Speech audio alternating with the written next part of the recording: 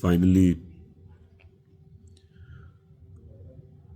আপনাদের সাথে কিছু কথা বলতে চাই। আমি আসলে কখনোই চাই নাই যে মানুষটা পৃথিবী থেকে চলে গেছে সেই মানুষটাকে নিয়ে খুব বেশি বড় কোনো কনভারসেশন আপনাদের সাথে করতে। আমার ওয়াইফ ইকরা, ওই যেহেতু পৃথিবীতে নাই, ওরে নিয়ে এত ক্লিয়ারিফিকেশন, ওকে নিয়ে এত কনভারসেশন আমার কাছে মনে হয়েছে যে দরকার নাই। আমি বরাবরই আমার সংসারের ব্যাপার, আমার ঘরের ব্যাপার আমি ঘরে রাখতে পছন্দ করি। সেই জায়গা থেকে ওর মৃত্যুটা এমনিতেই আমাকে যে ট্রমা দিচ্ছে, ওর মৃত্যুটা আমাকে আসলে মানে পাথরই বানায় ফেলছে একরকম। এগুলো নিয়ে আমি আসলে কথা বলতে চাই নাই, কিন্তু আমার কাছে মনে হয় যে আপনারা গল্পের একটা পাতা পড়েই পুরো গল্পটাকে জাজ করতেছেন। একটা পৃষ্ঠা পড়েই পুরো গল্পটা সম্পর্কে আপনারা আপনাদের মনের মতো করে যা খুশি বলতেছেন। পাতার এক পাশ পড়ে আরেক পাশ পড়বেন না, এটা তো হয় না, তাই না? আর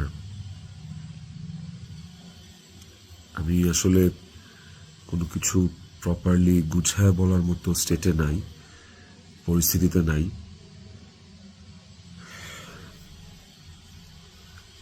আপনাদেরকে আমি কয়েকটা কোয়েশ্চেন অ্যান্সার দেওয়ার জন্য আসলে ভিডিওটা করতেছি, যে প্রশ্নের উত্তরগুলি আপনাদের কিছুটা হলেও কনফিউশন দূর করবে।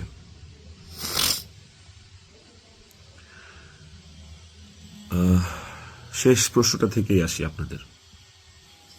আমি এই ভিডিওতে সবকিছু ক্লিয়ার করব, এভরিথিং। আমি আপনাদের প্রত্যেকটা প্রশ্নেরই উত্তর দেওয়ার চেষ্টা করব। তো আপনাদের শেষ প্রশ্নটা ছিল যে মানুষটা একটা মানুষকে ভালোবাসা প্রমাণ দিতে যে আত্মহত্যা করে চলে গেল, মরে গেল, আমি ওই মানুষটা শেষবারের মতো মুখটাও দেখতে আসলাম না। এই যে আপনাদের প্রশ্নটা, আচ্ছা আপনারা কি আমার দেশে আসার মতো পরিস্থিতি রাখছেন? হ্যাঁ, আমি দেশে আসা মাত্রই আমার উপর মব সৃষ্টি হবে। আমি দেশে আসার মাত্রই আপনারা আমাকে টাইনা ছিঁড়ে ফেলবেন। আমার ফোনে এত এত এত থ্রেটস আমি আপনাদেরকে বলে বুঝাইতে পারবো না। আমার কাছে এমনও ইনফরমেশন আসছে যে এয়ারপোর্টের বাইরে লোক রেডি করা আছে, আমি যাওয়া মাত্রই they will gonna hit me, they will gonna kill me. Police ধরে নিয়ে গেলে ওকে, আমি সেটা আইনিভাবে ফেস করব, কিন্তু এখন যদি আমিও মারা যাই, আমিও রিজিকের মার কাছে চলে যাই, রিজিকের কি হবে? আপনারা কি চান যে রিজিক তার বাবাকেও হারাক? এই ছেলেটার কি দোষ? এই ছেলেটা বড় হবে না? ও কিভাবে বাঁচবে? মায়ের অভাব কেউ পূরণ করতে পারে না। যে মানুষটা বাইচা আছে, ওই বাপের অভাব কিভাবে পূরণ হবে তাইলে? মাও থাকবে না, বাপও থাকবে না? আপনারা এটা চান? আমার ইকরার শেষ মুখটা আপনারা আমাকে দেখতে দেন নাই। আমার ইকরার শেষ মুখটা ইকরার পরিবার আমাকে দেখতে দেয়নি।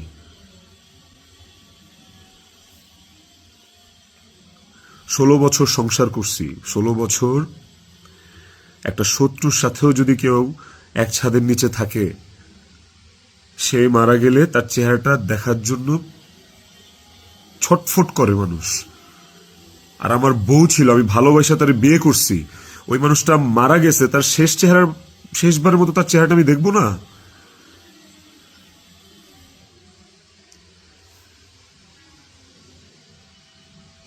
এখন আমি না আসলে আপনাদের সাথে এখানে কোনো ফেক কথাবার্তা, মানে ফেক কান্নাকাটি, ফেক আপনাদের থেকে ইমোশন নেয়া এগুলো নিয়ে কথা বলার জন্য আমি আসি না। আমি আপনাদেরকে আমার আমার জায়গাটা আমি ক্লিয়ার করতেছি। আমি নাম হয়ে গেছি।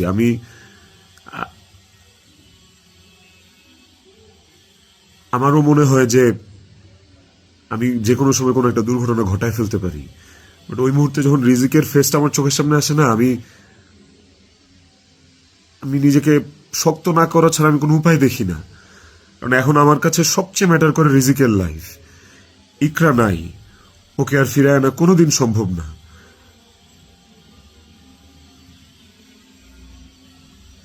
আমার কাছে এখন সবচেয়ে বেশি প্রায়োরিটি হচ্ছে রিজিকের জীবনটা।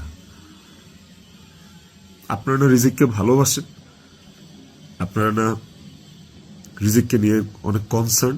এই যে এত এত গালি আর হেট্রেড আমাকে নিয়ে, এত কিছু, সবকিছুর অ্যান্সার আপনাদেরকে আমি দিব। তার মধ্যে একটা জিনিস আমাকে একটু হলেও স্বস্তি দিছে, সেটা হচ্ছে যে আপনারা রিজিককে নিয়ে অনেক কনসার্ন। তাহলে রিজিক তার বাবা হারাইলে আপনারা খুশি হবেন? আপনাদেরকে আরেকটা কথা বলবো, সেটা হচ্ছে যে আপনারা অনেকেই বলতেছেন যে এদিকে বউ মারা গেছে অথচ আমি আসতেছি না, নেপাল থেকে আসতে কয় ঘন্টা লাগে, নেপাল কি মঙ্গল গ্রহে নাকি, অনেক অনেক কথা বলতেছে। কন্টেন্ট ক্রিয়েটাররা ভিডিও বানাইতেছে যে নেপাল থেকে আসলে 1 ঘন্টা লাগে, এই লাগে সেই লাগে। ভাই, আমি নেপালে 18 বার আসছি, আমি জানি নেপাল থেকে যেতে কতক্ষণ লাগে। কিন্তু নেপাল থেকে বাই রোডে বাংলাদেশে যাওয়ার কোনো সুযোগ নাই। ইন্ডিয়া হয়ে বাই রোড যাওয়া যায়, সেটাও লুকায় টুকায় যাওয়া যায়, অথবা ইন্ডিয়ার ভিসা থাকা লাগে।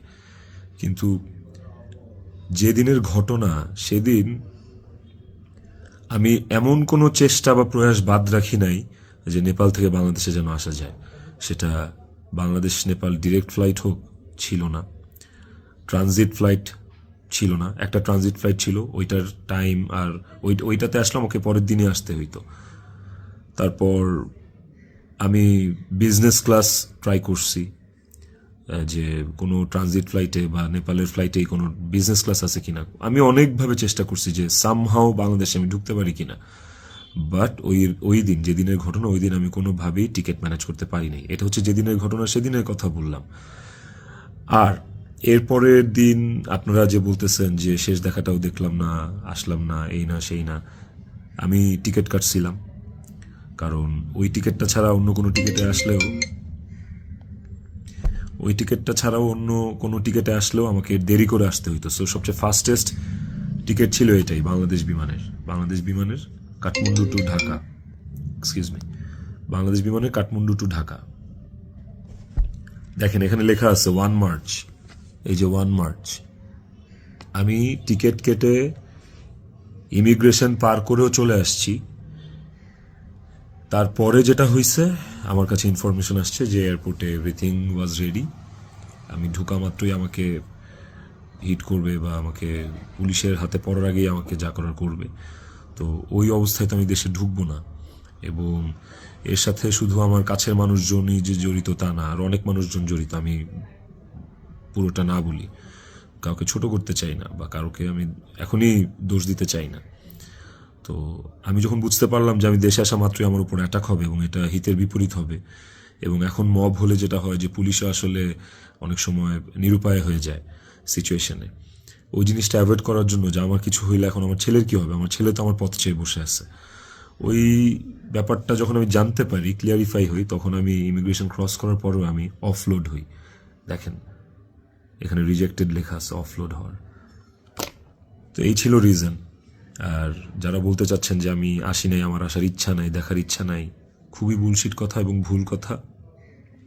আমার বউ মারা গেছে, যার সাথে আমি 16 বছর কাটাইছি, যারা আমি ভালোবেসে বিয়ে করছি, যাকে আমি ভালোবাসছি, তার শেষ মুখটা আমি দেখতে আসবো না, এটা শুনতে পাইলেও বা এটা শোনার পরও আসলে আমার কলিজাটা কাঁপা ওঠে, আমার ছটফট করে। আমি যখন আপনাদের রিলস দেখি, আমি যখন আপনাদের ভিডিও দেখি যে কবরে শোয়ানো হচ্ছে, কবর খোঁড়া হচ্ছে, লাশের গাড়ি যাচ্ছে, ভাই আমি ঠিক থাকতে পারি না। আমার ভেতরটা যে কেমন ছটফট করে, আমি আপনাদেরকে এটা বুঝাইতে পারবো না।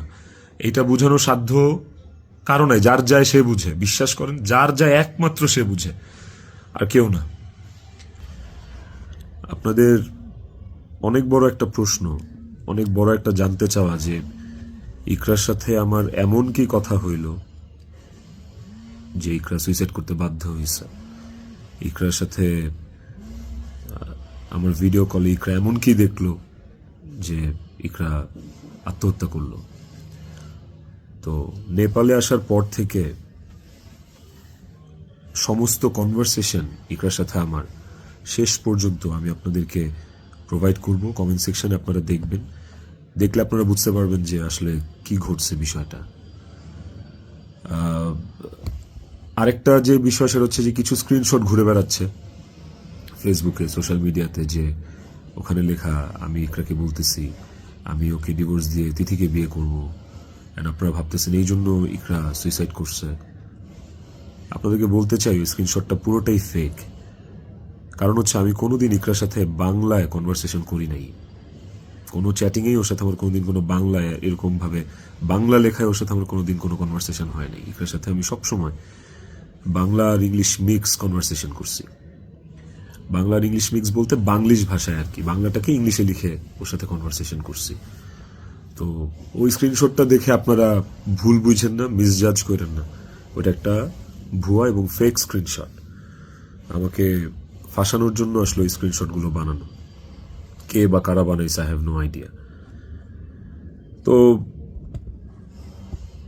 টক্সিসিটি একটা বিষয়, আমাদের রিলেশনশিপটা অনেক আগে থেকেই টক্সিক ছিল, অনেক আগে থেকে টক্সিক ছিল। তিথির সাথে পরিচয় হওয়ার আগে থেকেও টক্সিক ছিল। অ্যান্ড ও অনেক আগে থেকে আমার কাছে ডিভোর্স চাইতো, কিন্তু আমি কোনোদিনই ওকে ডিভোর্স দিতে চাইনি, তালাক দিতে চাইনি। আমার একটাই কথা ছিল যে আমি সংসার করব। কারণ আমি নিজে একটা ব্রোকেন ফ্যামিলি থেকে বড় হওয়া ছেলে। আমি যখন ক্লাস 5 বা 6 পড়ি তখন আমার বাবা মার মধ্যে ডিভোর্স আর সেপারেশন হয়। আমি খুব ভালো করে ফিল করছি, আমি নিজে ফিল করছি যে একটা ব্রোকেন ফ্যামিলিতে একটা সন্তান কোন ধরনের ইনকনভেনিয়েন্স, কত ধরনের সমস্যা ফেস করে, তার মেন্টাল স্টেট কেমন হয়। আমি কোনোদিনই চাইনি রিজিক এই 7টা পাক। আমি কোনোদিন চাইনি যে রিজিক ব্রোকেন ফ্যামিলির বাচ্চা হোক, বেবি হোক, বা আমি যে কষ্টটা ফিল করছি আমার লাইফে এই কষ্টটা, সেম কষ্টটা রিজিক ফিল করুক, এটা আমি কোনোদিনই চাইনি। এই কারণে আমি অলওয়েজ আমার মধ্যে ট্রমাটা ছিল যে মানে ব্রোকেন ফ্যামিলির কনসিকুয়েন্সেস কি। আমি কোনোদিন ওর কাছে বলি নাই যে আমি ওকে ডিভোর্স দিব বা আমি ডিভোর্স দিতে চাই। আমি অলওয়েজ ওর সাথে সংসারই করতে চাইছি। তো স্ক্রিনশট দিব, আপনারা দেখতে পাবেন। ইকরা শুরু থেকেই, আমাদের সম্পর্কের শুরু থেকেই অনেক সন্দেহপ্রবণ ছিল। আর এই সন্দেহ প্রবণতার কারণে আসলে আমাদের সম্পর্কটা বেশ টক্সিক হয়ে গেছিল। আর এই টক্সিসিটির মধ্যেও আমরা আসলে সংসারটা চালায় যাচ্ছিলাম। এই যে মানুষটা চলে গেল আমাদেরকে রেখে, এই যে মানুষটা মারা গেল, আমার সহধর্মিনী, ওরে নিয়ে আসলে আমার কতটুকু বলা উচিত আমি আসলে জানি না। কিন্তু সময় চলে আসছে, অনেক কিছু আপনাদেরকে আসলে জানানো উচিত, আপনাদেরকে জানাইতে হবে আমার। কারণ আপনারা একতরফা ভেবে যাচ্ছেন বিষয়টাকে। ওর কিছু বদভ্যাস ছিল, ওর জেনুইন কিছু বদভ্যাস ছিল যেগুলো আসলে ওকে আরো ক্রেজি করে ফেলছে, যেগুলো ওকে আরো মানে এমনি তো বাইরের মানুষ থেকে ট্রিগার্ড হইতো, ওই জিনিসগুলো ওকে আরো পেয়ে বসতো আর কি। এই বিষয়গুলো আসলে আমি জাস্ট মুখের কথা বলতেছি না, আমার কাছে প্রমাণ আছে। ইভেন আমি আপনাদেরকে এগুলো সব শেয়ার করব পরের ভিডিওতে with documents and all. Iqra triggered হয়েছে, কিন্তু সেটা আমি করি নাই। ইকরা ট্রিগার্ড হয়েছে আমারই কিছু ভাই ব্রাদার, কিছু কাছের মানুষ যারা আমার দুজনেরই কমন সার্কেল, যাদের সাথে ইকরার আমি দুজনই খুব ইন্টিমেট ছিলাম। ওরা ডে বাই ডে ওকে ট্রিগার করে করে আজকে এই জায়গায় নিয়ে আসছিল। এবং এই মানুষগুলা তো থার্ড পার্সন আমার জীবনে।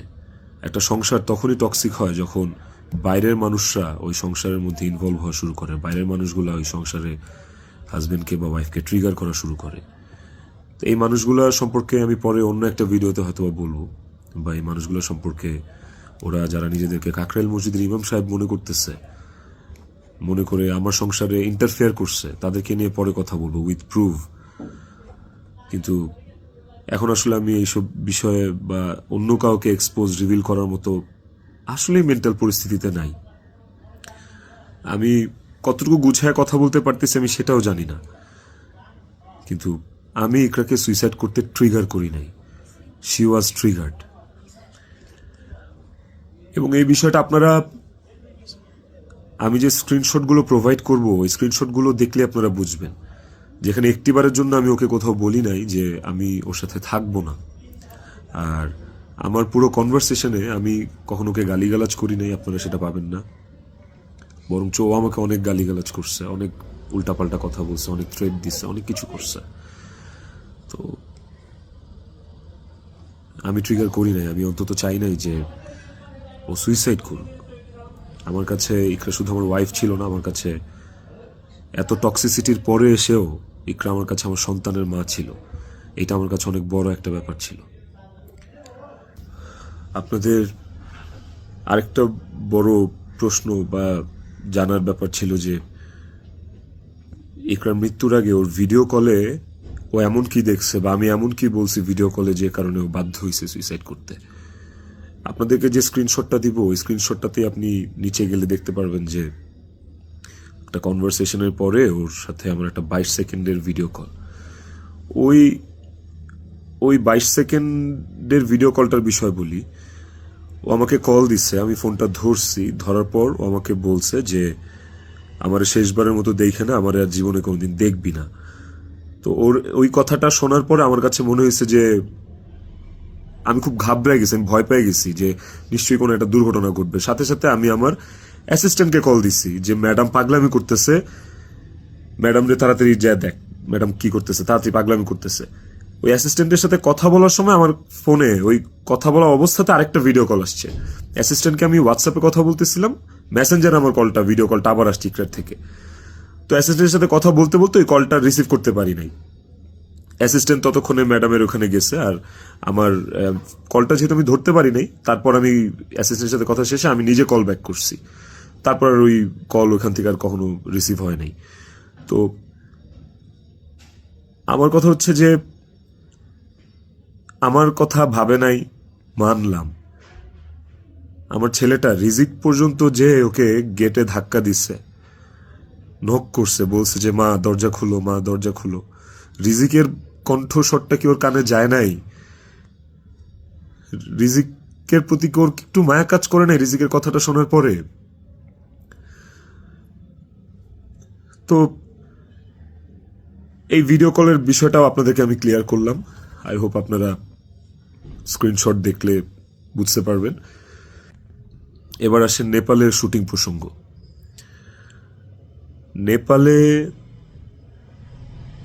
নেপালে কি আমি এই প্রথম জীবনে শুটিংয়ে আসছি?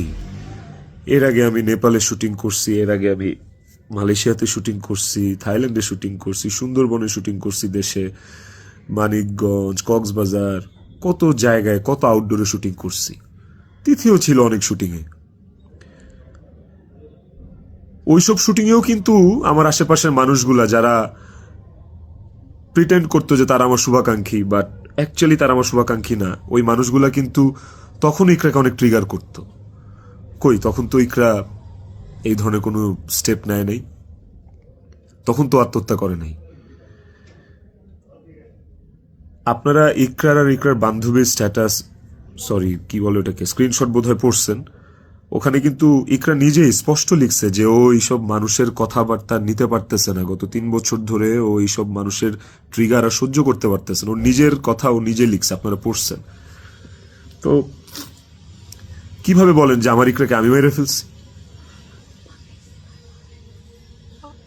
আমার ইকরাকে এইসব মানুষ মেরে ফেলছে, এরা মেরে ফেলছে ট্রিগার করতে করতে, ওর কান ভরতে ভরতে। ইকরা ওয়াজ সো সফট হার্টেড, ও বাইরে থেকে অনেক শক্ত কিন্তু ভেতরে খুব নরম একটা মানুষ ছিল। ওকে খুব সহজে ম্যানুপুলেট করা যাইত, ও মানুষের কথা বিশ্বাস করতো কারণ ও খুব সহজ সরল ছিল। তো এই আশেপাশের মানুষগুলো এই সুযোগটাই আসলে কাজে লাগাইছে, আশেপাশের মানুষগুলো এই চান্সটাকেই আসলে ইউটিলাইজ করছে। আপনারা অনেকেই বলতেছেন যে বউ ডিপ্রেশনে আছে আর জামাই নেপালে গার্লফ্রেন্ডের নিয়ে ফুর্তি করতেছে, বার্থডে উদযাপন করতে গেছে, এই ধরনের কথাবার্তা আপনারা অনেক বলতেছেন। দেখেন, এই নেপালে শুটিংয়ের আসার কিছুদিন আগে আমার নিজেরও বার্থডে ছিল। আমার বউ সুন্দর করে আমাকে সারপ্রাইজ দিচ্ছে, আমার ছেলে নিজের হাতে সাজাইছে, বাসায় আমার বার্থডে সেলিব্রেট করছে। তাইলে কি আমার বউ ডিপ্রেশনে ছিল? ডিপ্রেশনে থেকে আমাকে এত সুন্দর সারপ্রাইজ দিয়ে আমার বার্থডে সেলিব্রেট করছে। ওই ছবিগুলো তো ফেসবুকে আছে, কিছুদিন আগের ছবি। আর নেপালের যে বিষয়টা, তার আগে বলি যে আমরা যারা ইন্ডাস্ট্রিতে কাজ করি, আমাদের যখন কারো জন্মদিন থাকে সেটের, সেটা যেই হোক, সেটা হিরো হোক, হিরোইন হোক, ডিরেক্টর হোক, প্রডিউসার হোক, একটা মেকআপ আর্টিস্ট হোক বা একটা প্রোডাকশন বয় হোক, আমাদের শুটিং সেটে যখন কারোর জন্মদিন থাকে, আমরা সবাই শুটিং টিম থেকে, শুটিং ইউনিট থেকে তার জন্মদিনটা সেলিব্রেট করার চেষ্টা করি। কারণ আমরা সবাইকে ফ্যামিলি মেম্বার মনে করি। কেক কাটি ওই মানুষটাকে খুশি করার জন্য। তো ওই শুটিংয়ের মধ্যে, নেপালে শুটিংয়ের মধ্যে তিথির জন্মদিন, একটা অ্যাক্টরের জন্মদিন, আমাদের নায়িকার জন্মদিন, ওইটা কেক কেটে সেলিব্রেট করাটা কি দণ্ডনীয় অপরাধ আমার জন্য? আর আমি তো সেলিব্রেট করি নাই, আমার তো সেলিব্রেশন ছিল না, পুরো ইউনিট সব কিছু অ্যারেঞ্জ করছে। আমি একটা কেকও দেই নাই, আমি একটা গিফটও দেই নাই ওকে। যে যার যার মতো গিফট দিচ্ছে, কেক আনছে, সুন্দর করে সবাই মিলে ইউনিটের পক্ষ থেকে আমরা ওর বার্থডেটা সেলিব্রেট করছি। এবং ওর বার্থডেটা যে সেলিব্রেট করছি সেটাও চেষ্টা করছি খুব লোকিভাবে করার। স্টিল অনেকে ছবি তুলছে, দিছে, বাট আমার কাছে মনে হয়েছে যে এই জায়গায় তিথির জায়গায় বিধি থাকতে পারতো, এই জায়গায় আমি থাকতে পারতাম, এই জায়গায় অনেকেই থাকতে পারতো। ধরেন এই নেপালের শুটিংয়ে আসার কিছুদিন আগে আমার জন্মদিন ছিল, তখন আমি একটা শুটিংয়ে ছিলাম, সেই শুটিংয়ে আমার জন্মদিন কেক কেটে উদযাপন করছে সেটে। তো আপনারা কি বলবেন যে আমার জন্মদিন উদযাপনের জন্য ওই দিন শুটিং রাখা হয়েছে, শুটিং করা হয়েছে? আর নেপালের মতো একটা আউটডোর শুটে এমনি যাওয়া যায় না। একটা আউটডোর শুটের অনেক প্ল্যান লাগে, যেটা 1-1.5 মাস আগে থেকে করা লাগে। যে আউটডোর শুটের স্ক্রিপ্ট থাকা লাগে, অনেক কিছু আছে। আর্টিস্টদের স্কেডিউল, অ্যাকোমোডেশন, ট্রান্সপোর্টেশন, টিকেট, অনেক কিছু থাকে। সো বার্থডে উদযাপন করার জন্য নেপাল গেছি, এই কথাটাও আসলে যারা ইন্ডাস্ট্রির তারা আসলে এই কথাটা বলতে পারে না। বাইরের মানুষদেরকে আমি আর কি বলবো? তো এই বিষয়টাও আপনাদেরকে ছোট করে একটু ক্লিয়ার করলাম। আই হোপ এই জিনিসটাকেও আপনারা সহজ এবং সরলভাবে দেখবেন, এটাকে খুব জটিলভাবে দেখার কিছু নাই। আপনারা অনেক জায়গায়, অনেক ছবিতে, অনেক পোস্টে হয়তোবা দেখে থাকতে পারেন যে ইকরা এবং তিথি একই সাথে আছে, একই জায়গায় আছে, হয়তোবা কোনো পার্টিতে বা কোনো কফি শপে বা যে কোনো আড্ডায়। এরকম অনেক অনেক মোমেন্টস আমাদের একসাথে আছে, আমিও ছিলাম। এই আমার জন্মদিনে, আমার এই বছরের আগের বছরের জন্মদিনে সবাই ইনভাইটেড ছিল, সেখানে তিথিও ইনভাইটেড ছিল। যদি বিষয়টা এতটাই টক্সিক হইতো, তাইলে কি এই জিনিসটা এত সহজ হইতো একটা মেয়ের জন্য যে তার হাজবেন্ডের একটা মেয়ের সাথে রিলেশন, সেই মেয়েটাকে তার বার্থডেতে ইনভাইট করে, তার সাথে কফি খেয়ে, তার সাথে আড্ডা দিয়ে, জিনিসটাকে কেমন না বিষয়টা? এবং সেটা তো একবার দুইবার না, একাধিকবার। তিথির বিষয়টা নিয়ে যদি বলি, দীর্ঘদিন একসাথে কাজ করার কারণে, একসাথে স্ক্রিন শেয়ার করার কারণে আমাদের ইন্ডাস্ট্রিতে একটা আর্টিস্টের সাথে একটা আর্টিস্টের ভালো বন্ধুত্ব, ভালো বন্ডিং হইতেই পারে। তিথির সাথেও আমার খুবই ভালো একটা বন্ডিং ক্রিয়েট হয়েছিল এবং একটা নির্ভরশীলতার জায়গা আমাদের মধ্যে ছিল। তার মানে এই না যে আমি ইকরাকে ডিভোর্স দিয়ে তিথিকে বিয়ে করব। এই কথা না আমি কোনোদিন ইকরাকে বলছি, না তিথি কোনোদিন আমাকে এই কথা বলছে। সো এইটাকে এত জাস্টিফাই আপনারা করতে পারেন না। আই হ্যাভ প্রুভ, আমি আমি আমি কয়েক জায়গায় লিখছি যে তুমি আমার ওয়াইফ, ইকরাকে, যে তুমি আমার ওয়াইফ। তো আমার লাইফে ওয়াইফ একটাই, and it is you, and আমি তোমাকে ডিভোর্স দিব না, আমি তোমার সাথে সংসার করতে চাই। কয়েকবার এই কথা আমার কনভারসেশনে লেখা আছে, আপনারা দেখবেন। তিথির প্রতি এই সুন্দর একটা নির্ভরযোগ্যতার জায়গা তৈরি হওয়ার পেছনে যে কারণটা, সেটা হচ্ছে যে চারপাশে এত এত ভুল মানুষ দেখছি, চারপাশে এত এত কি বলে এটাকে, দুধের মাছি আমি পাইছি এই বিগত বছরগুলোতে। ওকে আমার কাছে অনেস্ট মনে হয়েছে, ওকে আমার কাছে ডেডিকেটেড মনে হয়েছে। আমার কাছে মনে হয়েছে যে অন্তত এই মানুষটা আমার জন্য ক্ষতিকারক না। তো যখন আপনি আপনার সারাউন্ডিংসে এরকম একটা মানুষ পাবেন যে মানুষটা আপনার জন্য ক্ষতিকারক না, ডেডিকেটেড এবং এবং যার সাথে আপনার মেন্টালিটি ম্যাচ করে, ওই মানুষটা সাথে আপনার ভালো বন্ডিং হওয়াটা খুব স্বাভাবিক। শুধু আমার না, আর অনেকের এরকম হয়। আমার এখন যেটা মনে হইতেছে সেটা হচ্ছে যে ইকরা আমার কাছে যতবার ডিভোর্স চাইছে, ও যতবার বলছে যে আমাকে ডিভোর্স দিয়ে দাও, আমার আসলে ওকে ডিভোর্স দিয়ে দেওয়া উচিত ছিল, তাইলে অন্তত ইকরা তো বেঁচে থাকতো। একটা টক্সিক সম্পর্ক ধৈরা বাইন্ধা টাইনা হ্যাচড়া টিকায় রাখার থেকে আসলে ওই সম্পর্কটা না থাকাই ভালো। অন্তত মানুষগুলো তো জীবিত থাকতো। দেখেন, ইকরা মারা গেছে, ইকরা একা মারা যায়নি, ইকরার সাথে আমাকেও নিয়ে গেছে। আমি আমি এখন একটা জিন্দা লাশ। পৃথিবীতে পৃথিবীতে সবচেয়ে বড় শাস্তি কি হইতে পারে? আমি যদি ফাঁসিতেও ঝুলি, ওটা আমার কাছে কোনো পানিশমেন্ট না, শাস্তি না। আমাকে যদি আপনারা মব করে মাইরাও ফেলেন, সেটাও আমার জন্য শাস্তি না। আমি আমার শাস্তি পায়া গেছি। এবং এই যে জিন্দা লাশ হয়ে বেঁচে থাকাটা, এটা আমাকে সারা জীবন বয়ে বেড়াইতে হবে। ওর অভাব আমার সারা জীবন ফিল করতে হবে। আমার নিজের জন্য বাঁচার আসলে আর কিছু নাই। আমি আমার শাস্তি পায়া গেছি। আমি আমি এর চেয়ে বড় কোনো শাস্তি হইতে পারে না যে আমি একটা জীবিত লাশ হয়ে সারাটা জীবন পার করব। বিশ্বাস করেন, আমার দম বন্ধ হয়ে আসে, আমার নিঃশ্বাস বন্ধ হয়ে আসে। আমি আমি আমি 5 মিনিট পর পর আমি উন্মাদ হয়ে যাইতেছি। বাট ইভেন আমি সুইসাইড করারও অনেক চিন্তা ভাবনা করতেছিলাম। বারবার মনে হচ্ছিল যে আমি ইকরার কাছে চলে যাই, ইকরা আমাকে ডাকতেছে। কিন্তু যখনই রিজিকের চেহারাটা চোখের সামনে ভাইসা ওঠে না, ওই মুহূর্তে আসলে আর আর কিছু মাথায় কাজ করে না। মনে হয় যে না না না না, আমি করতে পারবো না, রিজিকের জন্য আমার বাঁচতে হবে। আপনারা প্লিজ প্লিজ রিজিকের জন্য হইলেও আমারে বাঁচতে দেন, আমারে দেশে আসতে দেন প্লিজ। আপনারা যদি রিজিককে ভালোবাসেন, আমাকে একটা সুযোগ দেন রিজিকের যোগ্য পিতা হয়ে দেখানোর। আমি ওকে একটা সুন্দর জীবন দিতে চাই।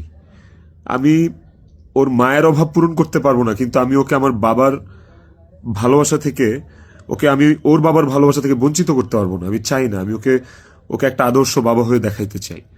আমার সন্তানটা আমার সাথে খুব কানেক্টেড। যারা আমার কলিগ, তারা দেখছে, তারা জানে যে আমার ছেলেটা আমার জন্য কি পরিমাণ ক্রেজি, পাগল। আমাকে আমার ছেলের কাছে যাইতে দেন আপনারা প্লিজ। ও আমার জন্য অপেক্ষা করতেছে।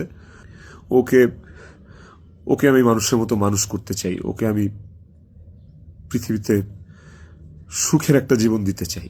প্লিজ। আইনের প্রতি আমার শ্রদ্ধা আছে। আমি দেশে আসলে আইন আমাকে যে শাস্তি দিবে, আইন যে সিদ্ধান্ত নিবে, আমি সেই সিদ্ধান্তের সাথে একমত থাকব। আমার তাতে কোনো আপত্তি নাই। আমি আইনিভাবে এই জিনিসটা ফেস করবো, আমার কোনো আপত্তি নেই। কিন্তু প্লিজ আমাকে রিজিকের থেকে দূরে সরায়েন না আপনারা। এতটুকু আপনাদের কাছে অনুরোধ করে বলতেছি, হাত জোর করে বলতেছি, প্লিজ।